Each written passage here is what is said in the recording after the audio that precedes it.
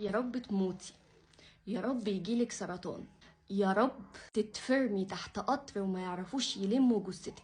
متقلقوش يا جماعه، ده طبعا مش انتوا، دي كانت دعوات اتدعت عليا علشان عملت فيديو في 2017. انا نزلت الفيديو من هنا ولقيت كمية ناس بتدعي عليا وتشتمني رهيبة.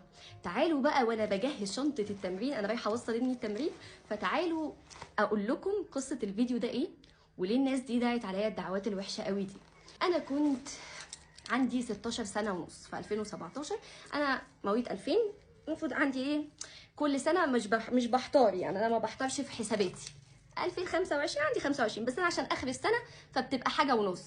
16 سنه ونص نزلت فيديو عن ان المفروض مفيش صحوبيه بين ولد وبنت، وان ده المتعارف عليه وده ما ينفعش ومش من الدين ان يكون في صحوبيه بين ولد وبنت، ان احنا ما ينفعش نتعامل الا للضروره. يعني ضروره يعني مثلا مريض مثلا راح لدكتوره فهي بتتعامل معاه عشان ضروره، احنا مثلا في تجمع في درس او حاجه والمستر طلب مننا حاجه نعملها جماعيه فما فيش مشكله ان احنا ساعتها نتعامل. لكن اقصى من كده وحدود اكتر من كده وناخد ارقام بعض ونتكلم والكلام ده حرام.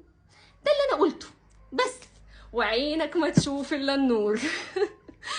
ادعى عليا كميه دعوات، على فكره انا قلت لكم دعوات والله دي بسيطه، دي ابسط حاجات اتضايقت. انا في حاجات ابشع من كده مش هقدر حتى ان انا اقولها عشان ممكن الفيديو ده ياخد مخالفه. كانت في دعوات افظع بكتير من كده، وشتايم بقى من اللي قلبك يحبها، شتايم ايه بقى بالاب وبالام وحاجات وحشه قوي قوي قوي قوي. تعرضت لموقف بجد كان بشع. الفيديو ده سمع جدا في 2017 وجاب مشاهدات كتير قوي، و بعد ما جاب المشاهدات الكتير قوي دي والشير، كميه شير، خد كميه شير رهيبه، واتشير كمان على جروبات بنات وشباب مش كويسه، فطبعا خرجوا كلهم عليا هجوم يشتموني ويدعوا عليا. انا وقتها كنت صغيره بقى 16 سنه ونص، زعلت قوي. وازاي طبعا كل الفيديوهات اللي قبلها كنت بتكلم عن الدعاء، كنت بتكلم عن الصحاب، فكنت بقى باخد تعليقات حلوه قوي، وناس كانت بتحبني جدا ويعملوا لي فولو ويتابعوني ويخشوا يكلموني على الخاص، كنت مبسوطه قوي بالموضوع. اول ما اتكلمت عن الموضوع ده وكاني جبت خنجر ودبيته في قلبهم. طبعا انا وقتها زعلت قوي وقعدت اعيط كتير كتير كتير بشكل، يعني بصوا قلت انا هقفل السوشيال ميديا دي، انا مش هطلع اعمل فيديوهات تاني على حاجه وخلاص، انا مش عايزه اعمل فيديوهات تاني. وبجد ندمت ان انا نزلت الفيديو ده وزعلت قوي قوي قوي. وانا مش طبيعي ان انا بندم على حاجه بعملها، بس زعلت قوي. ليه الناس تدعي عليا دعوات وحشه قوي كده؟ طب انت ترضاها حد يردها لك ويدعي عليك كده؟ زعلت قوي. والمشكله ان الكومنتات دي ما كانتش قليله، يعني مثلا مش حابه مثلا وناس تانية كلها بتشكر، لا ده كانوا قليل قوي اللي بيشكر في الفيديو وبيقول صح عندك حق، وكتير قوي اللي كان بيشتمني وكتير قوي اللي كان بيدعي عليا دعوات وحشه. وبجد زعلت جدا جدا جدا، ونزلت لصحابي اليوم ده. انا فاكره كان عندي صحابي جيراني، يعني هم حد صحابي، نزلت قعدت اعيط معاهم واقول لهم انا مش انا هقفل الصفحه دي، انا زعلانه، وازاي الناس دي تدعي عليا كده وازاي يقولوا عليا كده. وبجد كنت متضايقه جدا. وهم قعدوا بصراحه يشجعوني كتير وقعدوا يقولوا لي لا اوعي يا ندى تقفلي الصفحه واوعي تعملي كده، انت صح، انت ما قلتيش حاجه غلط، ده مامتي كمان وبابايا واخواتي كله قعد يقول لي اوعي تقفلي الصفحه واوعي تعملي كده، انت ما قلتيش حاجه غلط، ما قلتيش حاجه غريبه. بالعكس انا كنت شايفه ان انا ما قلتش حاجه غريبه، يعني انا شايفه حتى المجتمع بتاعنا مش كده، يعني مش احنا مش الطبيعي ان يكون في ولد وبنت وصحاب وتعارف والكلام ده مش طبيعي. وده حتى لو واحده اتعرفت على واحد بتسميه على موبايلها منى مثلا، يعني فانا مش شايفه ان انا عملت حاجه فظيعه قوي كده، صح يا سليم ولا ايه؟ المهم ان انا هاخد هيموكلار ده معايا. طبعا هتسالوني يا ندى بتحطي ليه في شنطتك هيموكلار؟ عشان الباش مهندس سليم ابني حبيبي بيقع يتخبط ويتعور، صح؟ بيقع يتخبط ويتعور، فانا بقى ساعتها بقى اعيط، بدل ما هعيط هروح مطلعه هيموكلار وحطاه. المهم انت بتوريهم ايه يا سليم؟ جنيه ماشي. بعد كده يا جماعه رجعت اعمل فيديوهات تاني، وناس بقى كانت في الكومنتات، انت كنت معايا في 2017 وناس بقى في الكومنتات بقوا يقولوا لي انت لما تكبري هتغيري رايك، وانت عشان لسه طفله روحي ذاكري. يعني كانوا بيعملوا لي كده والله، روحي على المطبخ، روحي ذاكري، شوفي بالك اعملي حاجه تنفعك. صح. بالظبط، حتى سليم شاهد عليهم. بس يا جماعه تيجوا بقى تسالوني دلوقتي يا ندى، انت سامحتي الناس دي؟ معلش ثانيه بقى، حاسب بس يا سيمو كده، معلش بس هاخد غيار كمان لسليم، غيار عشان البهدله والمرمطه اللي انا بتمرمطها في النادي. تمام.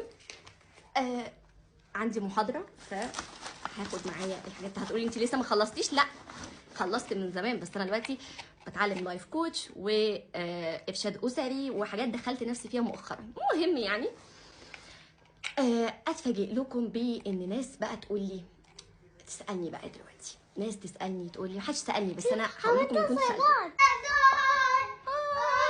الحقونا، تقولوا لي بقى يا ندى انت غيرتي رايك؟ اقول لكم ابدا والله ما غيرت رايي، ولسه انا على مبدئي. لان انا لما جيت افكر بعدها وزعلت واتاثرت قوي كده، قلت انا معلش يعني الناس دي بتدعي عليا الدعوه على قد الظلومه، انا ما عملتلهمش حاجه، وغير كده انا ما قلتش حاجه تتعكس او حاجه غريبه، ده هو ده الدين. عرفت بقى وقتها ان احنا اصلا يعني الا من رحم ربي محتاجين فتح اسلامي جديد. والله يا جماعه اتفاجئت ان الناس دي ده رايهم ودي معتقداتهم، وهم شايفين ان هم صح، وشايفين ان عادي بنت وولد يتصاحبوا وينزلوا ويخرجوا ويطلعوا.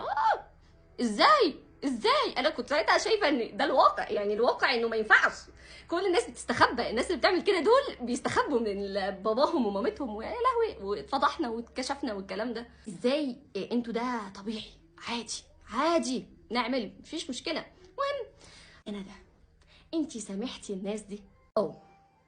سامحتهم. فتقولوا لي بس لغه الجسد مش باين انك انتي مسامحاهم. اقول لكم لا، انا سامحتهم علشان حاجه معينه.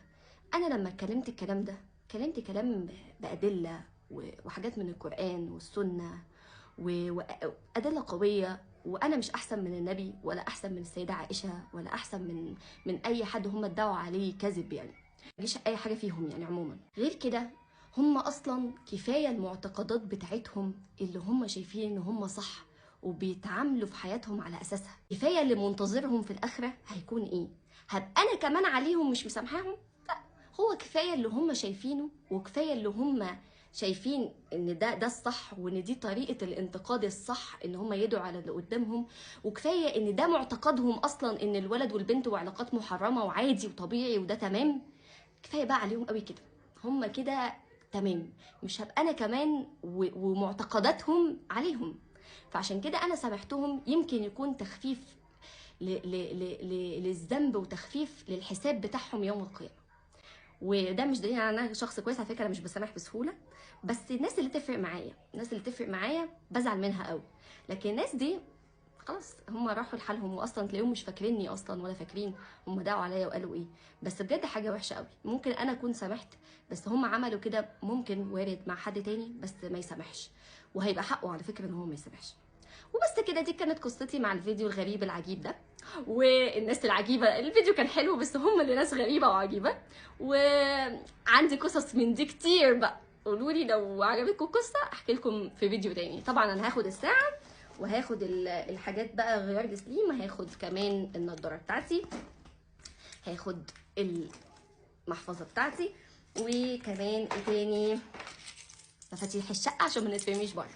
يلا سلام.